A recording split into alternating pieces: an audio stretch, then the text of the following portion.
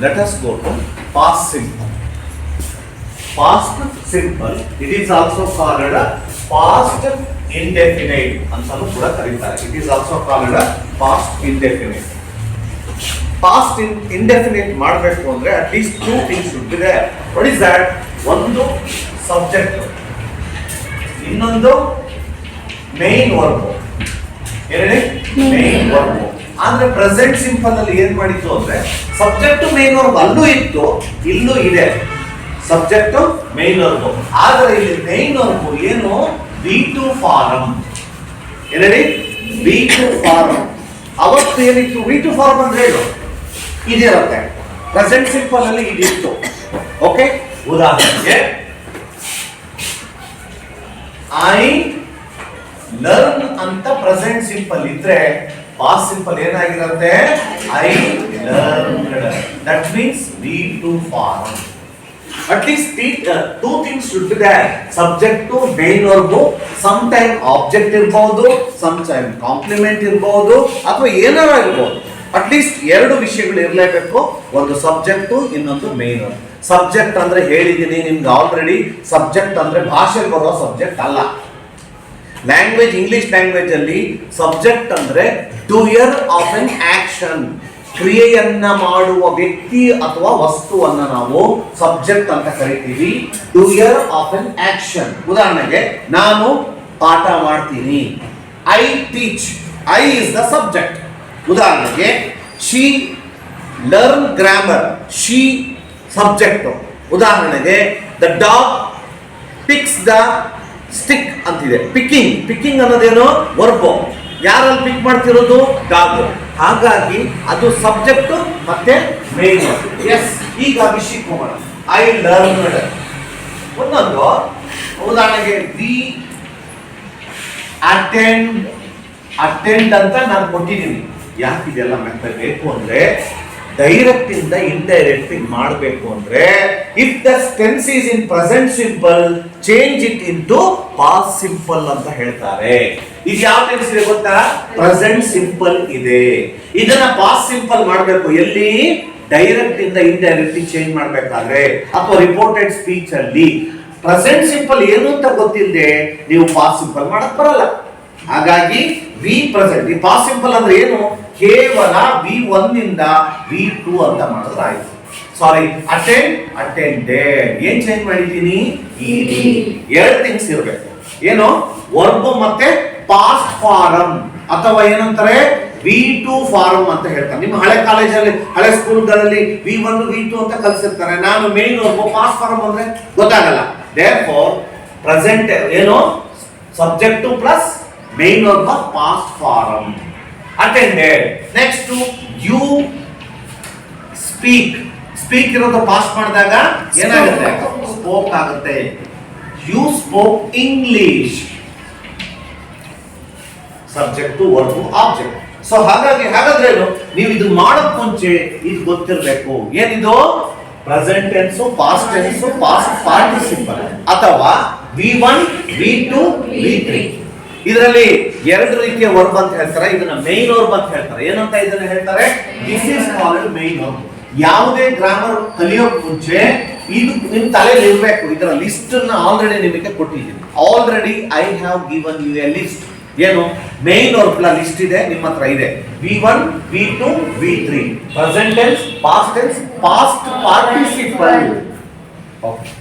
ಈಗ already present V1 ನಮಗೆ ಬೇಡ, ಬೇಕಾಗಿರೋದು V2. ಇದರಲ್ಲಿ ನಾವು ಎರಡು ತರ, ಒಂದು ವೀಕ್ ವರ್ಬ್ ಅಂತಾರೆ, ಒಂದು ಸ್ಟ್ರಾಂಗ್ ವರ್ಬ್ ಅಂತ ಹೇಳ್ತಾರೆ. ಒಂದು ಏನಾಗುತ್ತೆ? ಪ್ರೆಸೆಂಟ್ V1 ಅಲ್ಲಿ ಪ್ರೆಸೆಂಟ್ ಇಂದ ಪಾಸ್ಟ್ ಕೊಟ್ಟೆ ಕೆಲವು ವರ್ಡ್ ಚೇಂಜ್ ಆಗ್ಲೇಬೇಕು. ಉದಾಹರಣೆಗೆ attend, attended, attended. Break, broke, broken. ಮೂರು ಚೇಂಜ್ ಆಗ್ತವೆ. Come, came, come. Drink, drank, drunk. ಆದ್ರೆ ಕೆಲವಕ್ಕೆ ಕೇವಲ ಇಡಿ ಸೇರಿಸಿದ್ರೆ ಸಾಕು ಪಾಸ್ಟ್ ಆಗ್ತಾವೆ. ಏನೇಳಿ? ಕೆಲವಕ್ಕೆ ಇಡಿ ಸೇರಿದ್ರೆ ಪಾಸ್ಟ್ ಆಗ್ತವೆ, ಕೆಲವು ಕಂಪ್ಲೀಟ್ ಆಗಿ ಚೇಂಜ್ ಮಾಡಬೇಕು. ಮೀಟ್, ಮೆಟ್ ಚೇಂಜ್ ಆಯ್ತು. ಸ್ಪೀಕ್, ಸ್ಪೋಕ್ ಚೇಂಜ್ ಆಯ್ತು. ರೈಟ್, ರೋಡ್ ಚೇಂಜ್ ಆಯ್ತು. ಸೊ ಪಾಸ್ಟ್ ಫಾರ್ಮ್ ಗೊತ್ತಿಲ್ಲದೆ ಪಾಸ್ಟ್ ಸಿಂಪಲ್ ಮಾಡಕ್ ಬರಲ್ಲ. ಹೌದು ತಾನೆ? ನಿಮಗೆ ಲಿಸ್ಟ್ ಇದೆ, ತಲೆಯಲ್ಲಿ ಇರಬೇಕು. Before doing from present simple ಇಂದ ಪಾಸ್ಟ್ ಸಿಂಪಲ್ ಮಾಡಬೇಕು ಅಂದ್ರೆ ಏನ್ ಗೊತ್ತಿರಬೇಕು? ಪಾಸ್ಟ್ ಫಾರಂ ಗೊತ್ತಿರಬೇಕು. ಉದಾಹರಣೆಗೆ ನಾನೀಗ ನಿಮ್ಗೆ ಏನ್ ಮಾಡ್ತೀನಿ ಅಂತಂದ್ರೆ ಪ್ರೆಸೆಂಟ್ ಸಿಂಪಲ್ ಇಂದ ಪಾಸ್ಟ್ ಸಿಂಪಲ್ ಮಾಡೋದು ಹೇಗೆ ಅಂತ ನೋಡೋಣ. ಓಕೆ, ಈಗ ಪ್ರೆಸೆಂಟ್ ಸಿಂಪಲ್ ಇಂದ ಪಾಸ್ಟ್ ಸಿಂಪಲ್ ಮಾಡೋದು ಹೇಗೆ ಅಂತ ನೋಡೋಣ. ಉದಾಹರಣೆಗೆ ನಾನು ಪ್ರೆಸೆಂಟ್ ಸಿಂಪಲ್ ಕೊಡ್ತೀನಿ, ನೀವು ಪಾಸ್ಟ್ ಸಿಂಪಲ್ ಮಾಡ್ತೀರಾ. I right an exam. ನಾನು ಒಂದು ಪರೀಕ್ಷೆ ಬರೀತೀನಿ. ಯಾವ ಟೆನ್ಸ್ ಇದೆ ಇದು? This is in present simple. This is in present simple. Change it into past simple. ಹೇಗೆ ಮಾಡ್ತೀರಾ? Only changing this word. I write ಇರೋದು ಏನು ಮಾಡ್ತಕ್ಕ? I wrote exam. I wrote an exam. ಮಾಡಕ್ಕಾಗಲ್ವಾ ನೀವು? ಏನಾಯ್ತು ಈಗ? ಪಾಸ್ಟ್ ಸಿಂಪಲ್ ಆಗಿ ಚೇಂಜ್ ಆಯ್ತು. ಅದೇ ತರ ವಿ ಯು he write ಅಂತ ಇದೆ. he writes ಎಕ್ಸ್ಟ್ರಾ ಬರಬೇಕು, ಗೊತ್ತು ತಾನೆ? he writes exam ಅಂತ ಇದೆ. he writes exam ಇದ್ದು ಪಾಸ್ ಮಾಡಿದಾಗ he writes ಬೇಡ, ಬೇರೆ ಏನಂತ he spoke ಅಥವಾ he meets the principal ಅಂತ ಇದೆ. he meets the principal. Change ಮಾಡಿ ಇದನ್ನು ಪಾಸ್ಟ್ ಸಿಂಪಲ್ ಗೆ. this is in present simple. Change ಮಾಡಿ ಪಾಸ್ಟ್ ಸಿಂಪಲ್ ಗೆ. he meet ಗೆ past tense met the principal.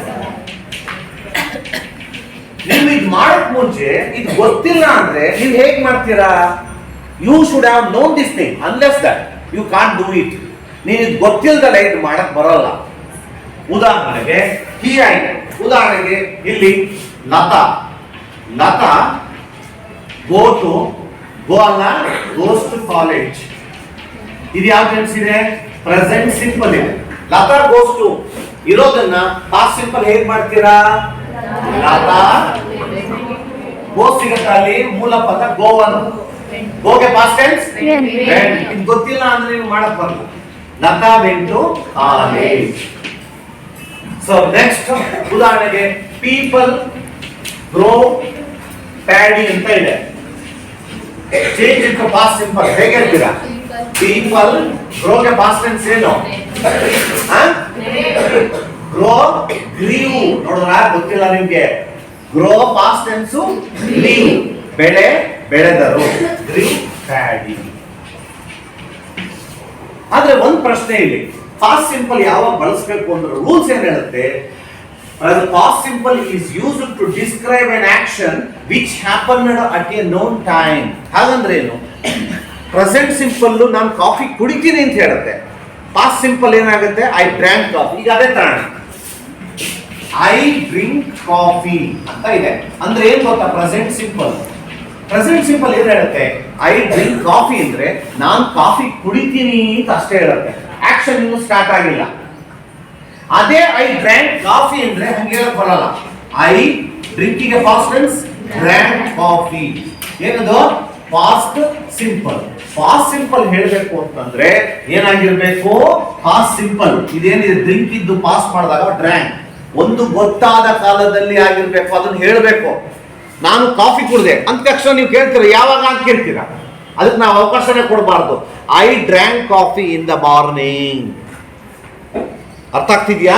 I drank coffee in the morning. ಬೆಳಿಗ್ಗೆ ನಾನು ಕಾಫಿ ಕುಡಿದೆ. ಸರಿ, ಇಲ್ಲಿ ನೋಡಿ, Lata went to college. Lata ಓದು ಕಾಲೇಜಿಗೆ. ಯಾವಾಗ? ಲತಾ ಕಾಲೇಜಿಗೆ ಹೋದ ನೆನ್ನೆನೆ ಓದ್ದಾಳು. ಯೆಸ್ಟರ್ಡೇ. ಅಂದರೆ ರೂಲ್ಸ್ ಏನ್ ಹೇಳುತ್ತೆ ಅಂದ್ರೆ ಪಾಸ್ಟ್ ಸಿಂಪಲ್ ಅನ್ನ ಯಾವಾಗ ಬಳಸ್ತೀವಿ ಅಂದ್ರೆ ಒಂದು ಗೊತ್ತಾದ ಕಾಲದಲ್ಲಿ ಆಕ್ಷನ್ ಆಗಿರ್ಬೇಕು, ಆಗ ಮಾತ್ರ ಪಾಸ್ಟ್ ಸಿಂಪಲ್. ಬರೀ ಕಲಿಯೋದು ಅಷ್ಟೇ ಅಲ್ಲ, there are certain rules to be followed. Grammar ಕಲಿಬೇಕಾದ್ರೆ ಬರೀ ಸುಮ್ಮನೆ ಕಲಿಯೋದಲ್ಲ, ಮಾತಾಡೋಕ್ಕೂ ಕೂಡ ಕೆಲವು ರೂಲ್ಸ್ ಗಳನ್ನ ಮೇಂಟೈನ್ ಮಾಡಬೇಕು. ಉದಾಹರಣೆಗೆ ಸರ್ ಏನ್ ಮಾಡಿದ್ರು? ಟಾಟ್. ಟೀಚ್ ಗೆ ಪಾಸ್ಟ್ ಟೆನ್ಸ್ ಏನು? Taught. TUEGST. Taught the poem. Sir ಪಾಠವನ್ನು ಮಾಡಿದ್ರು. ಯಾವಾಗ ಮಾಡಿದ್ರು? ಸರ್ ನಿನ್ನೆನೆ ಪಾಠ ಮಾಡಿದ್ರು ಸರ್. ಅವರು ಆ ಪೋಯಮನ್ನ ನಿನ್ನೆನೆ ಮಾಡಿದ್ರು. ಯೆಸ್ಟರ್ಡೇ. ಅಥವಾ ಇನ್ನೊಂದು ಸಪೋಸ್ ರಿಲೇಟಿವ್. ಉದಾಹರಣೆಗೆ ದ ಪ್ರೆಸಿಡೆಂಟ್ ಗೋಗೆ past tense went to USA. President ಅಮೆರಿಕಕ್ಕೆ ಹೋದ್ರು. ಯಾವಾಗ ಹೋದ್ರು? ಹೋದ ವರ್ಷ ಹೋದ್ರು. Last year. ಏನ್ ಹೇಳಿ? ಲಾಸ್ಟ್ ಇಯರ್ ಪ್ರೆಸಿಡೆಂಟ್ ಅಮೆರಿಕಕ್ಕೆ ಹೋದ್ರು, ಬಂದಿಲ್ಲ ಇನ್ನುವ. So totally past simple is used to describe an action which happened at a known time. ಒಂದು ಗೊತ್ತಾದ ಕಾಲದಲ್ಲಿ ಆಕ್ಷನ್ ಆಗಿದ್ರೆ ಅದನ್ನ ಮಾತ್ರ ಪಾಸ್ಟ್ ಸಿಂಪಲ್ ಆಗಿ ಬಳಸ್ತಾರೆ. ಈಗಲೂ ಕೆಲವರು ಏನ್ ಮಾಡ್ತಾರೆ ಅಂದ್ರೆ ಇಂಗ್ಲಿಷ್ ಮಾತಾಡ್ಬೇಕಾದ್ರೆ ಏನ್ ತಪ್ಪು ಮಾತಾಡ್ತಾರೆ. ಹೇಗೆ ಅಂದ್ರೆ ಉದಾಹರಣೆಗೆ ಉದಾಹರಣೆಗೆ ನಮ್ಮ ಇನ್ನೊಬ್ರು ಲೆಕ್ಚರರ್ ಹೋದ್ರು, ದ ಲೆಕ್ಚರರ್ ವೆಂಟ್ ಅಂತ ಹೇಳ್ತಾರೆ. That is wrong. ಯಾಗ ತಾನೇ ಹೋಗಿದ್ರೆ ಕೆಲಸ ಆಗಿದ್ರೆ ಅದನ್ನ ಪ್ರೆಸೆಂಟ್ ಪರ್ಫೆಕ್ಟ್ ಅಲ್ಲಿ ಬಳಸ್ತಾರೆ. Most of the speakers commit mistakes. ಎಲ್ಲಿ most of the speakers commit ಎಲ್ಲಿ ಮಾಡ್ತಾರೆ ಅಂದ್ರೆ ಅದು ಪಾಸ್ಟ್ ಆಕ್ಷನ್ ಆಗಿರಲ್ಲ, ಪ್ರೆಸೆಂಟ್ ಅಲ್ಲಿ ಫಿನಿಶ್ ಆಗಿದ್ರೆ ಅದನ್ನ ಪ್ರೆಸೆಂಟ್ ಪರ್ಫೆಕ್ಟ್ ಅಲ್ಲಿ ಬಳಸ್ತಾರೆ. ಏನ್ ಮಾಡ್ತಾರೆ? ಪಾಸ್ಟ್ ಸಿಂಪಲ್ ಬಳಸ್ತಾರೆ. Let us go to past simple. How to make past simple? How to make interrogative sentence and negative sentence.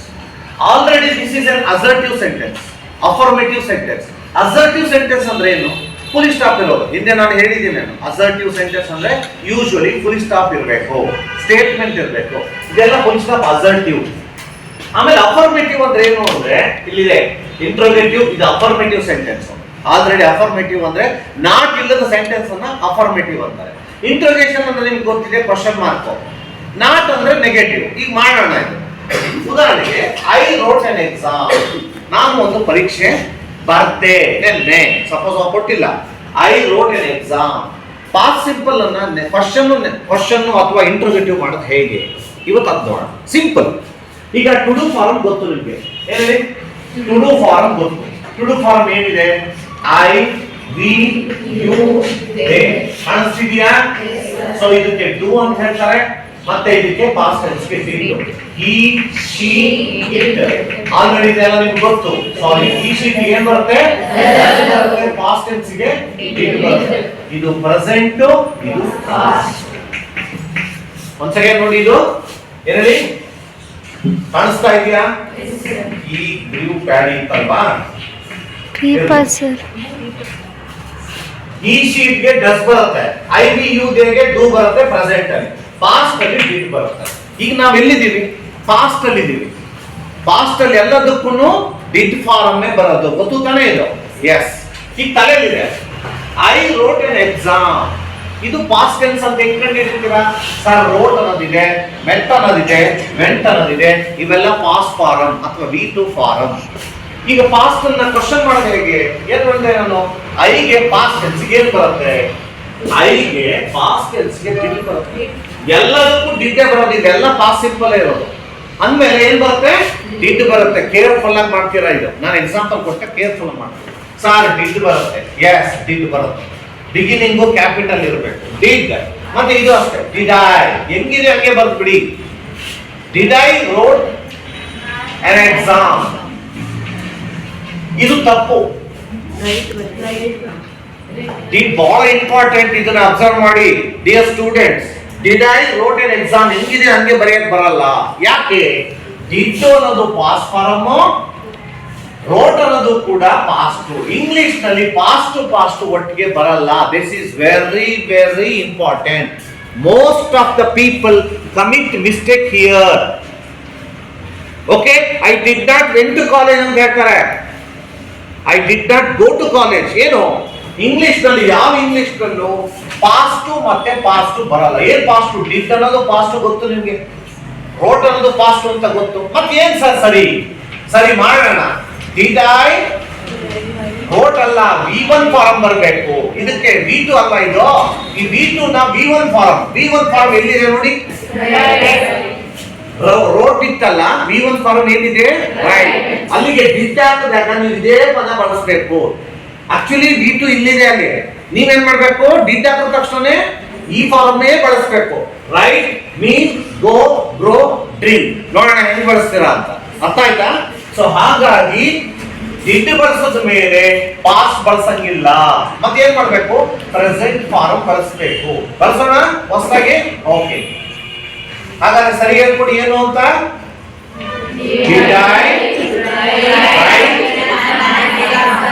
Did I write an exam?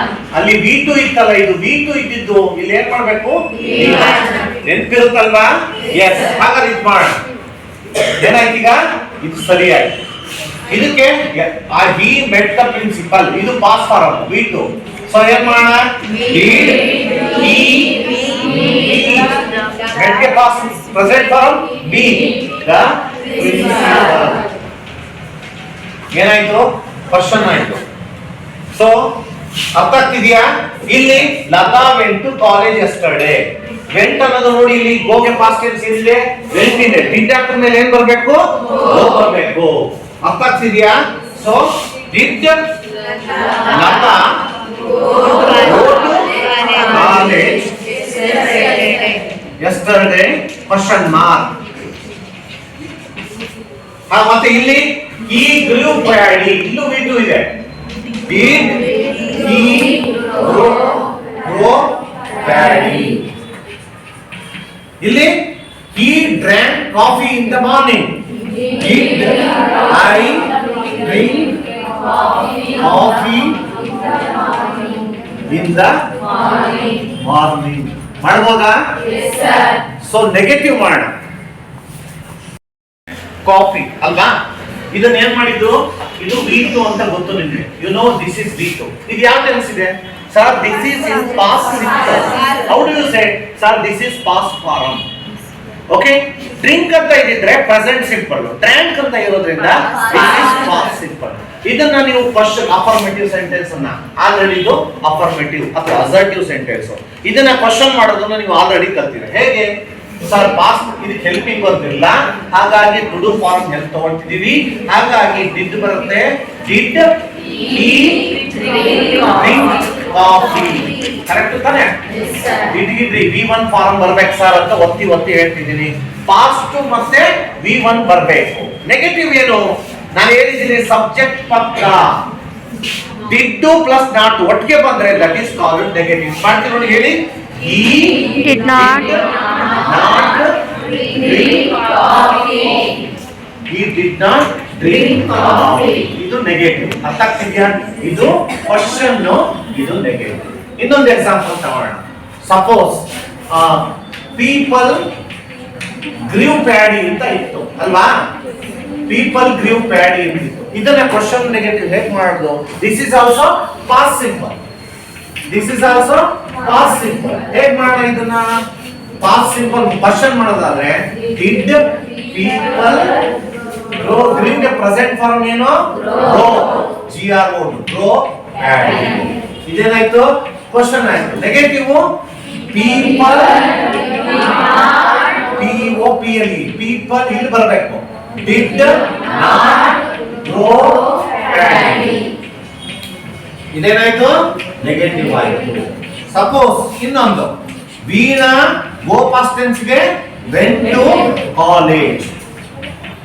Veena went to college, ಇದು past simple. ಹೇಗೆ ಹೇಳ್ತೀರಾ? Go ಗೆ past tense went. So ಇದನ್ನ question ಮಾಡಿದಾಗ ಏನಾಗುತ್ತೆ? Did Veena go to college. ಬಹಳ ಜನ ಬರಿಬೇಕಾದ್ರೆ ಏನ್ ಮಾಡ್ತಾರೆ? ಫಸ್ಟ್ ವರ್ಡ್ ಪಾಸ್ಟ್ ಕ್ಯಾಪಿಟಲ್ ಬಳಸೋದೇ ಇಲ್ಲ. ಮತ್ತೆ ಹೆಸರುಗಳಾದ್ರೆ is name of a person ಆದ್ರೆ ವಿ ಕ್ಯಾಪಿಟಲ್, ಐ ಕ್ಯಾಪಿಟಲ್, ಉಳಿದಂತೆ ಎಲ್ಲಾ ಲೆಟರ್ ಸ್ಮಾಲ್ ಆಗ್ಬೇಕು. ಅದು ಫಾಲೋ ಮಾಡ. ಈಗ ನೆಗೆಟಿವ್ ಮಾಡ. ವೀಣಾ